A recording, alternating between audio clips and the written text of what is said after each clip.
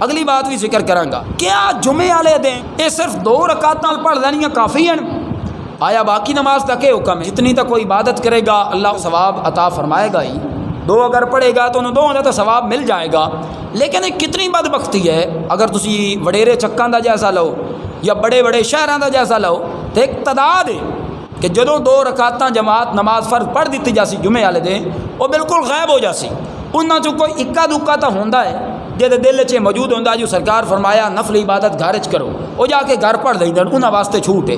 اج بھی کوئی بندہ کدیں کسی جگہ دے اتنے 2 رکعتاں نماز جڑی ہے خطبہ اور 2 رکعتاں فرض جمعہ دے مسجد پڑھ لیندا ہے باقی گھر پڑھدا ہے تو اس واسطے ثواب ہے بالکل جواز دی صورت موجود ہے. لیکن یہ کتنی بدبختی ہے کہ بندہ وضو بھی کرے بندہ نہاوے بھی صحیح بندہ کپڑے بھی پاوے تو کپڑے وغیرہ پان تو بعد بندہ مسجد وچ بھی آوے لیکن رکعتاں 2 پڑھے تو اس تو بعد غائب ہو جائے نہ گھر جا کے باقی نماز پڑھے اور نہ مسجد اندر پڑھے. یہ کتنی بڑی بدبختی ہے. اس واسطے جڑے بھی مختلف جگہ اتنے احباب اس برے فعل دا ارتکاب کر دیں کہ وضو بھی کیتا سارا کچھ کیتا لیکن صرف رکعتاں جمعے دیاں 2 پڑھیاں تے غائب ہو گیا. یہ بہت بڑا انہاں واسطے لمحہ فکریہ اور محرومی ہے.